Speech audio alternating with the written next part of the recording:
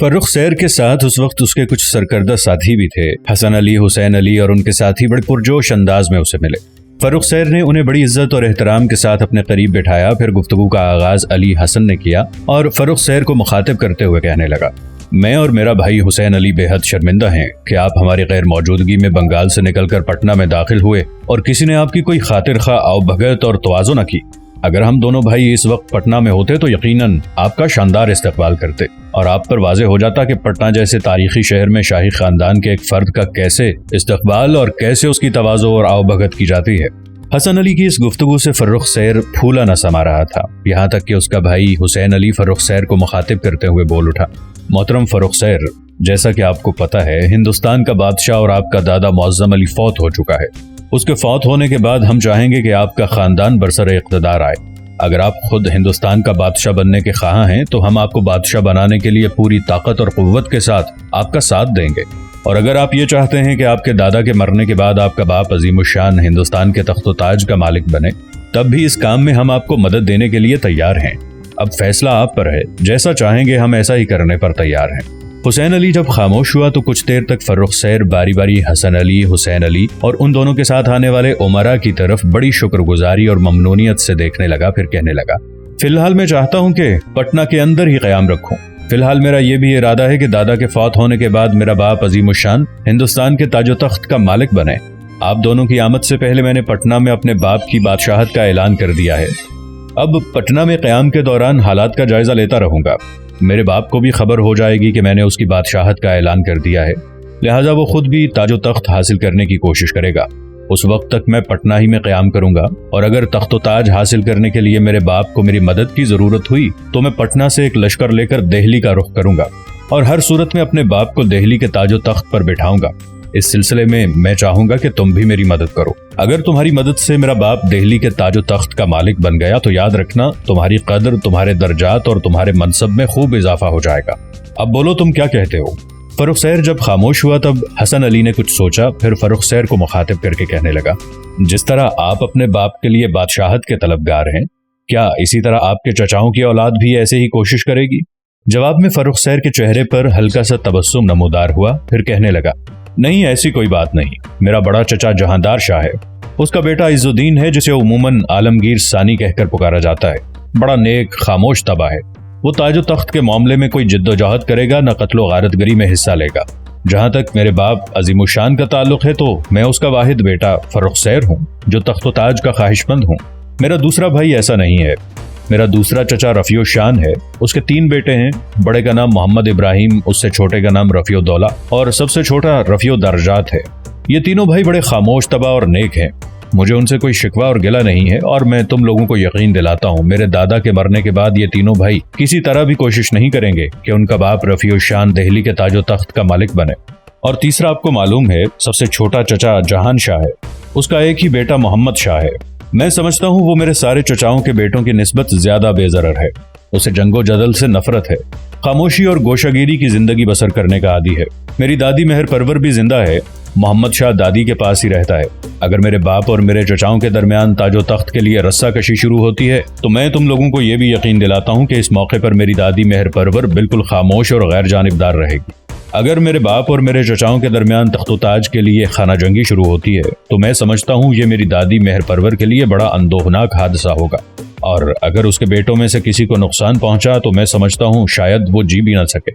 اس بنا پر مجھے اپنی دادی کے علاوہ اپنے چچاؤں کے بیٹوں میں سے کسی سے کوئی خطرہ ہے، اور نہ ہی ان میں سے کسی کے خلاف ہوں، بلکہ ان سب کے میرے ساتھ تعلقات بہت اچھے اور برادرانہ ہیں۔ یہاں تک کہنے کے بعد فرخ سیر رکا، کچھ سوچا، پھر وہ حسن علی اور حسین علی اور ان کے ساتھیوں کو مخاطب کر کے کہنے لگا، سب سے پہلے تو میں تم لوگوں کا شکر گزار ہوں کہ تم لوگوں نے مجھے مدد کی پیشکش کی ہے۔ اب میرا آخری فیصلہ یہی ہے کہ میں فی الوقت پٹنہ میں ہی قیام کروں گا اور حالات پر گہری نظر رکھوں گا اور دیکھوں گا کہ یہاں رہتے ہوئے اپنے باپ کو تاج و تخت کا مالک بناتے ہوئے میں اس کی کیا مدد کر سکتا ہوں۔ حسن علی اور حسین علی دونوں نے اپنے سالاروں سمیت فرخ سیر کی اس تجویز سے اتفاق کیا۔ اس طرح فرخ سیر نے پٹنہ ہی میں قیام کر لیا۔ دوسری طرف مرنے والا بادشاہ معظم علی جو اورنگزیب عالمگیر کا بڑا بیٹا تھا، اس نے لاہور میں وفات پائی تھی۔ اس کے 4 بیٹے اس کے ہمراہ اس وقت لاہور میں موجود تھے۔ ان میں سب سے بڑا جہاندار شاہ تھا، مگر لاہور میں اس کے پاس خزانہ تھا نہ لشکر۔ دوسرا لڑکا عظیم الشان سب بھائیوں میں قابل تھا، بھائیوں کے مقابلے میں اس کے وسائل بھی بہتر تھے۔ تیسرا، رفیع الشان اپنے بڑے بھائی عظیم الشان سے حسد کرتا تھا۔ چوتھا، جہاں شاہ ویسے ہی حکومت کے لیے نااہل تھا۔ اس صورتحال میں مغل سالار ذوالفقار خان نے تینوں بھائیوں کو اپنے بھائی عظیم الشان کے خلاف متحد ہونے پر آمادہ کر لیا۔ اس دوران مختلف امراء بھی کسی نہ کسی طرح عظیم الشان کے خلاف گٹھ جوڑ کرنے میں مصروف ہو گئے۔ اس طرح مرنے والے بادشاہ معظم علی کے بیٹوں کے باہمی تنازع کا نتیجہ یہ نکلا کہ ناپسندیدہ عناصر نے عوام میں لوٹ مار شروع کر دی۔ معظم علی کا بیٹا عظیم الشان اس موقع پر بالکل بے یار و مددگار نہ تھا، پھر بھی وہ خاموشی کے ساتھ حالات کا جائزہ لیتا رہا۔ اس کے پاس وسائل بھی موجود تھے، مگر اس نے ان کارروائیوں کو دبانے کی کوشش نہ کی اور صرف اپنے دفاع پر ہی اکتفا کیا۔ عظیم الشان کے اس رد عمل کا نتیجہ یہ نکلا کہ اس کے مخالف بھائیوں کو لشکر جمع کرنے اور کارروائی کرنے کا موقع مل گیا۔ عظیم الشان کے 3 مخالف بھائیوں نے طاقت اور قوت جمع کرنے کے بعد عظیم الشان کے خلاف متحرک ہونے کا فیصلہ کر لیا اور آخر اس کے پڑاؤ کا محاصرہ کر لیا۔ اس طرح فریقین میں ہولناک جنگ ہوئی۔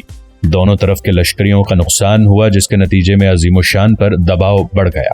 یہ جنگ اس قدر ہلاکت خیز اور لشکریوں کا اس قدر نقصان ہوا کہ عظیم الشان کے پاس صرف 2000 لشکری بچ گئے۔ پھر مزید بڑا حادثہ نمودار ہوا کہ جنگ کے دوران توپ کا ایک گولہ عظیم الشان کے ہاتھی کو لگا۔ گولہ لگنے سے ہاتھی زخمی ہو کر بھاگ نکلا اور دریائے راوی کی دلدل میں کود گیا۔ اس طرح ہاتھی کے ساتھ خود عظیم الشان بھی دریائے راوی کی دلدل میں پھنس کر ہلاک ہو گیا۔ عظیم الشان کے خلاف مغلوں کے سالار ذوالفقار خان کی سازش کامیاب ہو گئی اور وہ عملاً خود مختار ہو گیا۔ اس نے جہاندار شاہ کی حمایت کی اور اس کے دونوں بھائیوں کو الگ کر دیا، مگر تینوں بھائیوں میں عظیم الشان پر فتح کے بعد مال غنیمت کی تقسیم پر تنازع ہو گیا۔ نتیجہ یہ نکلا کہ جہاندار شاہ اور جہاں شاہ کے درمیان پھر سے جنگ ہو گئی۔ جہاندار شاہ کو شکست ہوئی اور اسے راہ فرار اختیار کرنا پڑی، لیکن بعد میں جہاں شاہ اچانک زخمی ہونے کی وجہ سے ہلاک ہو گیا۔ اب جہاندار شاہ کے مقابلے میں صرف اس کا ایک بھائی رفیع الشان رہ گیا تھا۔ جہاں تک رفیع الشان کا تعلق ہے تو اب تک وہ جہاندار شاہ اور جہاں شاہ کے تنازع میں بالکل غیر جانبدار تھا۔ جب جہاں شاہ ہلاک ہو گیا تب رفیع الشان نے جہاندار شاہ پر حملہ کر دیا، مگر وہ بھی جہاندار شاہ کے خلاف جنگ کرتے ہوئے ہلاک ہو گیا۔ اس طرح تینوں بھائیوں کے خون کی قیمت پر جہاندار شاہ ہندوستان کے تاج و تخت کا مالک بن گیا۔ جہاندار شاہ کے تخت نشین ہوتے ہی ذوالفقار خان کو وزیر بنا دیا گیا۔ ذوالفقار خان نے جہاندار شاہ اور اپنے مخالفوں سے گن گن کر بدلے لیے۔ اس نے اپنے خاص لوگوں کو اعلیٰ عہدوں پر فائز کیا۔ اس دوران عظیم الشان کے سب سے بڑے لڑکے محمد کریم کو بھی وحشیانہ طریقے سے موت کے گھاٹ اتار دیا گیا۔ یہ اقدام بھی ذوالفقار خان کے حکم کے تحت کیا گیا تھا۔ جہاندار شاہ تخت و تاج کا مالک بننے کے بعد لاہور سے دہلی پہنچا۔ دہلی پہنچ کر جہاندار شاہ کو خبر ہوئی کہ اس کے بھائی عظیم الشان کا بیٹا فرخ سیر بنگال سے پٹنہ پہنچ چکا ہے اور وہاں وہ اپنے باپ کو تاج و تخت کا مالک بنانے کے لیے طاقت اور قوت جمع کر رہا ہے۔ فرخ سیر کو پٹنہ ہی میں قیام کے دوران لاہور میں اپنے باپ عظیم الشان کے مارے جانے کی خبر ملی اور اسے یہ بھی خبر پہنچ گئی کہ اس کے باپ کا بڑا بھائی جہاندار شاہ تینوں بھائیوں کو مغلوب کرنے کے بعد ہندوستان کے تاج و تخت کا مالک بن گیا ہے۔ فرخ سیر تک یہ خبر بھی پہنچی کہ جہاندار نے فرخ سیر کی گرفتاری یا قتل کا فرمان بھی غالباً جاری کر دیا ہے۔ فرخ سیر اپنے باپ کے مارے جانے کے بعد پٹنہ میں بڑی تیزی کے ساتھ اپنی طاقت اور قوت میں اضافہ کرنے لگا تھا۔ سید برادران حسن علی اور حسین علی پوری طرح اس کا ساتھ دے رہے تھے۔ پٹنہ بڑا پرانا اور قدیم تاریخی شہر تھا اور یہاں سید برادران کی بڑی گرفت بھی تھی۔ جس جگہ پٹنہ شہر آباد تھا، پٹنہ شہر کی آبادی سے پہلے وہاں ایک شہر پاٹلی پتر ہوا کرتا تھا اور یہی پاٹلی پتر مشہور ہندو راجا اشوک کا دارالسلطنت بھی تھا۔ اس کی سلطنت خلیج بنگال تک پھیلی ہوئی تھی۔ 1540 میں پٹنہ کو اس وقت خاص اہمیت حاصل ہوئی جب شیر شاہ سوری نے اسے پہلی بار بہار کا دارالحکومت بنایا۔ مغلوں کے عہد میں پٹنہ تجارتی مرکز اور بہار کا دارالحکومت تھا۔ پٹنہ کے جنوب مغربی حصے میں راجا اشوک کمار کے دور کے قدیم شہر پاٹلی پتر کے کھنڈرات موجود ہیں۔ ان میں 100 ستونوں والا ایک ایوان بھی ہے جو مہاراجا اشوک نے بنوایا تھا۔ پٹنہ کی قدیم عمارات میں سے ایک مسجد ہے جس کا صحن سنگ مرمر کا ہے۔ یہ مسجد 1499 میں بنگال کے حاکم حسین شاہ نے بنوائی تھی۔ اس کے علاوہ شیر شاہ سوری کی مسجد اور جہانگیر کے بیٹے شہزادہ پرویز کی مسجد بھی دیکھنے کے لائق ہے۔ اس کے علاوہ پٹنہ کی ایک اور مشہور و معروف عمارت ہے جسے گولا کے نام سے پکارا جاتا ہے۔ یہ عمارت خاص اینٹ سے بنی ہوئی ہے اور یہ 100 فٹ بلند ہے۔ یہاں ایک کتب خانہ نندا بخش کتب خانے کے نام سے بھی مشہور تھا جو دنیا کے بڑے کتب خانوں میں شمار ہوتا تھا۔ اس کتب خانے میں حضور صلی اللہ علیہ وآلہ وسلم کی پیدائش سے لے کر مغلوں کے دور تک اسلامی تصانیف محفوظ رکھی گئی تھی۔ یہ شہر دریائے گنگا کے بائیں یعنی جنوبی کنارے پر واقع ہے۔ بہرحال اپنے باپ عظیم الشان کے مرنے کی خبر سن کر فرخ سیر نے بڑی تیزی سے پٹنہ شہر میں اپنی عسکری طاقت میں اضافہ کرنا شروع کر دیا تھا، اور اب وہ پٹنہ سے نکل کر دہلی کی طرف کوچ کرنے کے لیے پر تول رہا تھا۔ فرخ سیر کو جب اپنے باپ کی موت کی خبر پٹنہ شہر میں ہوئی تو اس نے سب سے پہلا کام یہ کیا کہ اپنے بادشاہ ہونے کا اعلان کر دیا۔ اپنی بادشاہت کے اعلان کے بعد اس نے حسن علی، حسین علی، ان کے ساتھیوں اور ساتھ ہی اپنے دیگر حمایتیوں کی ایک مجلس طلب کر لی تھی۔ جب سب لوگ جمع ہو گئے تب فرخ سیر انہیں مخاطب کر کے کہنے لگا، اب جب کہ میں نے اپنی بادشاہت کا اعلان کر دیا ہے تو میرا چچا جہاندار شاہ جو ہندوستان کا بادشاہ بن بیٹھا ہے ضرور میرے خلاف حرکت میں آئے گا۔ میں چاہتا ہوں کہ اس کے حرکت میں آنے سے پہلے ہم اپنی طاقت اور قوت میں اس قدر اضافہ کر لیں کہ اگر میرا ٹکراؤ میرے چچا جہاندار شاہ سے ہوتا ہے تو میں اس پر غالب رہوں، تاکہ ہندوستان میں میری بادشاہت قائم رہے، اس لیے کہ میں بادشاہ ہونے کا اعلان تو کر ہی چکا ہوں۔ یہاں تک کہنے کے بعد فرخ سیر رکا، پھر حسن علی کی طرف دیکھتے ہوئے کہنے لگا، حسن علی، اس موقع پر میں تمہارے ذمے ایک کام لگاتا ہوں۔ مرنے والے شہنشاہ معظم نے مجھے بنگال سے طلب کیا تھا، میں اس کے پاس جانا نہیں چاہتا تھا، اس لیے بنگال سے میں نے کوئی چیز اپنے ساتھ نہیں لی تھی، سارا خزانہ ویسے کا ویسا ہی ہے۔ اب تمہارے ذمے میں یہ کام لگاتا ہوں، تم آج ہی کسی وقت اپنے چند مسلح دستوں کے سمیت بنگال کی طرف روانہ ہو جاؤ اور وہاں خزانے میں جو کچھ ہے اسے سمیٹ کر یہاں لے آؤ تاکہ اس رقم سے ایک بڑا لشکر تیار کیا جا سکے۔ فرخ سیر جب خاموش ہوا تب حسن علی اسے مخاطب کر کے کہنے لگا، یہ ایک اچھی تدبیر ہے اور میرے بھائی حسین نے بھی اس سلسلے میں ایک لاہ عمل وضع کر رکھا ہے، میرے خیال میں آپ سنیں گے تو اس کی تعریف کریں گے اور اس طرح ہماری طاقت اور قوت میں اضافہ ہوگا۔ ہم اس سلسلے میں 2 اقدام کرنا چاہتے ہیں۔ پہلا یہ کہ میں اپنے چھوٹے بھائی حسین کو میرٹھ اور سہارنپور کی طرف روانہ کرتا ہوں، اس لیے کہ ہماری برادری اور حمایت کے لوگ زیادہ تر وہیں آباد ہیں، وہاں سے ہمیں لشکر کو تقویت دینے کے لیے بہت کچھ حاصل ہو سکتا ہے۔ اب آپ نے بنگال کے خزانے کا ذکر کیا ہے، تو اگر وہ رقم ہمیں ملتی ہے تو پھر ہم اس رقم میں سے کچھ خرچ کر بھوجپور کے راجپوت لڑاکوں کو بھی اپنے ساتھ ملا سکتے ہیں، اس لیے کہ بھوجپور کے راجپوتوں کے ساتھ ہمارے تعلقات بہت اچھے ہیں، اور اگر ہم انہیں ایک معقول رقم کا لالچ دیں تو بھوجپور سے بھی ہمیں ہزاروں کی تعداد میں راجپوت حاصل ہو سکتے ہیں، جنہیں ہم اپنے لشکر میں شامل کر کے لشکر کو ناقابل تسخیر بنا سکتے ہیں۔ پٹنہ اور بہار کے دوسرے علاقوں سے بھی جنگجو نوجوانوں کو اپنے گرد جمع کرتے ہیں، اس سلسلے میں انہیں معقول معاوضہ دیں گے۔ میرے خیال میں ہم اپنے اصلاح عمل کی تکمیل کریں تو ہندوستان کا تاج و تخت یقیناً جہاندار سے نکل کر ہماری جوہلی میں ہوگا، اور کوئی بھی آنے والے دور میں تاج و تخت ہم سے چھین نہیں سکے گا۔ فرخ سیر نے حسن علی کی اس تجویز سے اتفاق کیا اور اسے مخاطب کر کے کہنے لگا، حسن علی، جو کچھ تم نے کہا ہے میں اس سے متفق ہوں، پر پہلے چند مسلح دستوں کے ساتھ بنگال کا رخ کرو، کہیں ایسا نہ ہو کہ بدلتے ہوئے حالات کو دیکھتے ہوئے میں بنگال کے خزانے پر جن لوگوں کو حفاظت کی خاطر مقرر کرایا ہوں وہ بدل جائیں اور خزانہ ادھر ادھر کر کے خود فرار ہو جائیں۔ اگر ایسا ہوا تو ہمیں تخت و تاج حاصل کرنے کے لیے جو لشکر ترتیب دینا ہے اس کی ترتیب میں ہمیں خاصی مشکلات کا سامنا کرنا پڑے گا۔ جب تم بنگال سے خزانہ لے کر آؤ گے تب اس سلسلے میں راجپوتوں سے بات کریں گے، پہلے ان سے اس موضوع پر گفتگو کرنا اچھا نہیں، یہ نہ ہو بنگال کا خزانہ ہمارے ہاتھ نہ آئے اور اس سے پہلے ہی اگر ہم نے راجپوتوں سے اس موضوع پر گفتگو کی اور رقم نہ ہونے کے باعث ہمیں کہیں شرمندگی بھی نہ اٹھانی پڑے۔ جہاں تک تمہارے بھائی حسین کا تعلق ہے تو یہ آج ہی تمہارے ساتھ میرٹھ اور سہارنپور کی طرف روانہ ہو جائے گا اور وہاں سے بھی لشکریوں کی صورت میں جو کچھ حاصل ہو سکے انہیں لے کر پٹنہ پہنچ جائے۔ فرخ سیر کی اس تجویز سے حسین علی اور حسن علی کے علاوہ دوسرے سالاروں اور عمراء نے بھی اتفاق کیا، لہٰذا حسن علی بنگال کا خزانہ حاصل کرنے کے لیے اسی روز روانہ ہو گیا تھا، جبکہ حسین علی اپنی ذات برادری کے لوگوں کے پاس میرٹھ اور سہارنپور کا رخ کر گیا تھا۔ دوسری طرف ہندوستان کے نئے تاجدار جہاندار شاہ کی یہ حالت تھی کہ تخت نشین ہوتے ہی اس نے ایک پرانے سالار ذوالفقار خان کو اپنا وزیر بنا لیا تھا اور ذوالفقار خان نے مخالفین سے گن گن کر بدلے لیے تھے۔ اس نے اپنے خاص لوگوں کو اعلیٰ عہدوں پر فائز کر دیا۔ جہاندار شاہ لاہور سے دہلی پہنچا، لیکن اس کی بدقسمتی کہ دہلی پہنچ کر مملکت کا نظم و نسق درست کرنے کی بجائے وہ عیش و عشرت میں کھو گیا۔ ان دنوں 2 انتہا درجے کی خوبصورت ہندو عورتیں تھیں، دونوں بہنیں تھیں، ایک لال کماری اور دوسری جد روپ۔ لال کماری اپنے شباب اور اپنے حسن کی وجہ سے اپنے عروج پر تھی اور جد روپ بھی اس سے کچھ کم نہ تھی۔ چاہیے تو یہ تھا کہ جہاندار شاہ دہلی پہنچ کر مملکت کو اپنی گرفت میں لیتا، سارے کام وزراء پر نہ چھوڑ دیتا، ہر کام پر نگاہ رکھتا، لیکن اس نے ایسا نہیں کیا۔ لال کماری جس کے حسن، جس کی خوبصورتی، جس کے جمال کے چرچے پورے ہندوستان میں تھے، وہ اس جہاندار شاہ کی داشتہ بن گئی، اور اب وہ نہ صرف داشتہ تھی بلکہ اعلیٰ پائے کی رقاصہ اور گائک بھی تھی۔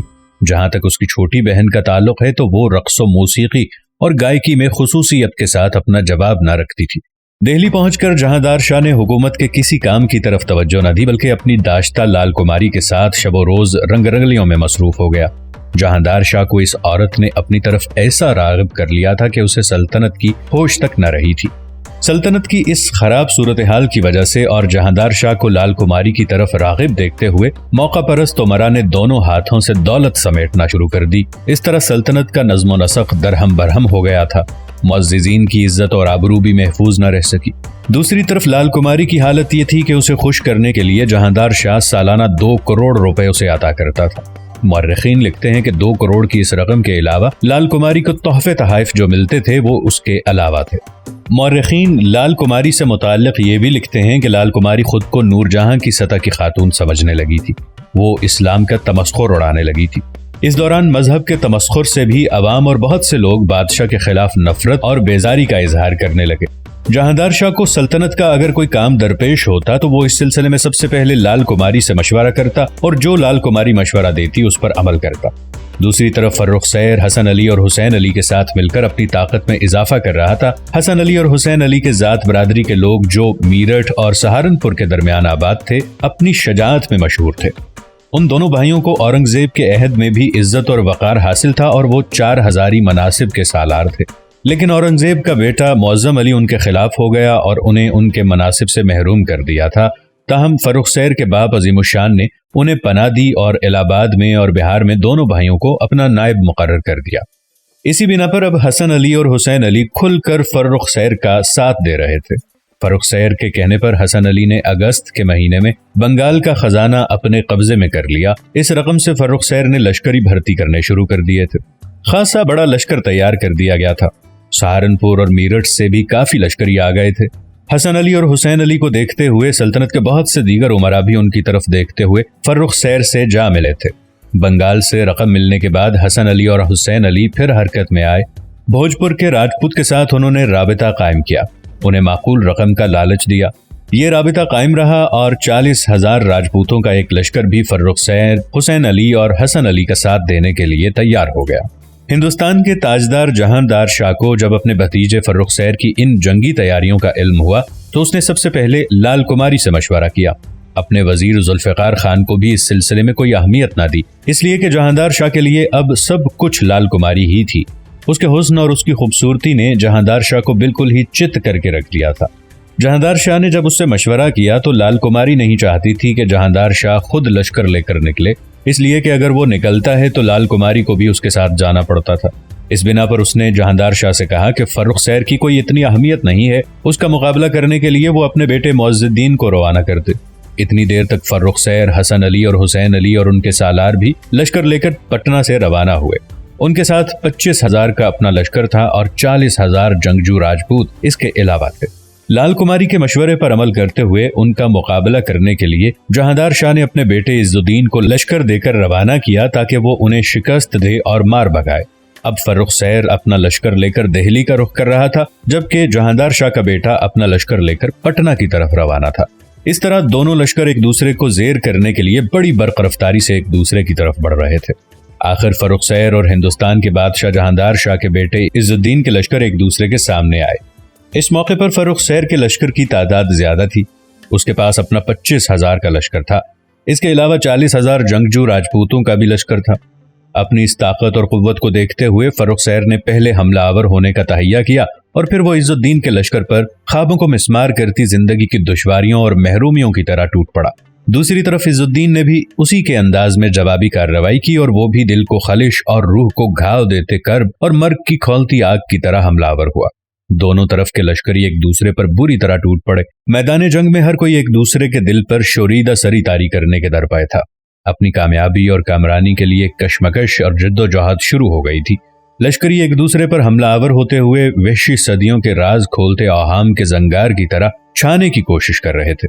میدان جنگ کے اندر اجل کا پیغام دیتے تیروں، موت اچھالتی شمشیروں، ڈھالوں کے تیز برساؤ نے لاوے، شعلے اور شراروں کا سا ایک کوہرام بپا کر دیا تھا۔ اس جنگ کے نتیجے میں فرخ سیر کو فتح ہوئی اور عز الدین شکست اٹھا کر آگرہ کی طرف بھاگ گیا۔ ہندوستان کے بادشاہ جہاندار شاہ کو جب اپنے بیٹے عز الدین کی شکست کا حال معلوم ہوا تو وہ خود دہلی سے آگرہ کی طرف روانہ ہوا، مگر عیش و عشرت اور لال کماری کی محبت نے اسے کنگال کر دیا تھا۔ اس کے پاس نئے لشکری بھرتی کرنے کے لیے بھی کوئی رقم نہ تھی۔ اس نے قلعے اور شاہی ٹکسال کا سونا سمیٹا اور لشکریوں میں تقسیم کر دیا۔ دسمبر کے مہینے میں وہ آگرہ پہنچا، پھر کچھ جاٹ قبائل کو ساتھ لے کر اپنے بھتیجے فرخ سیر کا مقابلہ کرنے کے لیے سامو گڑھ کی طرف روانہ ہوا۔ لیکن اس کی بدقسمتی کہ سامو گڑھ کی طرف جاتے ہوئے اسے راستے میں خبر ملی کہ اس کے کچھ لشکری خفیہ طور پر فرخ سیر سے جا ملے ہیں۔ اب یہ پتہ نہیں کہ افواہ تھی یا حقیقت، لیکن اس خبر نے جہاندار شاہ کو ہلا کے رکھ دیا تھا۔ سامو گڑھ کی طرف جانے کی بجائے وہ پلٹا اور آگرہ کی طرف لوٹ گیا۔ دوسری طرف فرخ سیر بھی اپنے چچا جہاندار کا مقابلہ کرنے کے لیے بڑی تیزی سے آگرہ کا رخ کر رہا تھا۔ اس کے پاس جہاندار شاہ سے کہیں بڑا اور تربیت یافتہ لشکر تھا۔ آگرہ شہر سے باہر جہاندار شاہ نے اپنے بھتیجے فرخ سیر کو روکنے اور اس سے جنگ کرنے کا تہیہ کر لیا، اور 10 جنوری کو آگرہ شہر سے باہر فرخ سیر اور جہاندار شاہ میں ہولناک مقابلہ ہوا۔ اس موقع پر جہاندار شاہ کی بدقسمتی کے جنگ سے متعلق اپنے سالاروں اور امراء سے مشورہ کرنے کی بجائے وہ ہندوستان کی حسینہ اور نورجہاں بننے کی متمنی داشتہ لال کماری سے مشورے کرتا رہا۔ اس کے اس رویے کی وجہ سے اس کے لشکر میں جو سالار اور امراء تھے وہ حسد اور رقابت میں مبتلا ہو گئے۔ سالاروں نے جب دیکھا کہ ان کا بادشاہ جہاندار شاہ جنگ کے سلسلے میں نہ ان سے کوئی مشورہ کرتا ہے، نہ انہیں کوئی اہمیت دیتا ہے، ہر بات میں وہ لال کماری کو اہمیت دیتا ہے اور اسی سے مشورہ کرتا ہے، تب انتقامی کارروائی کرتے ہوئے کچھ سالاروں نے اس کے لشکر کے اندر ہی لوٹ مار شروع کر دی۔ آگرہ سے باہر ہلکا سا ٹکراؤ ہوا، جس کے نتیجے میں جہاندار شاہ فرار ہو گیا۔ اس موقع پر ہندوستان کے بادشاہ جہاندار شاہ کی یہ حالت تھی کہ جب وہ جنگ میں حصہ لینے کے لیے آیا تھا اس وقت وہ ہاتھی پر سوار تھا، اور ہاتھی پر اس کے ساتھ اس وقت لال کماری بھی سوار تھی۔ جس وقت اس نے شکست کا منہ دیکھا تو اپنے ہاتھی کو موڑ کر آگرہ کی طرف بھاگا۔ اس وقت بھی لال کماری ہاتھی پر اس کے ساتھ سوار تھی۔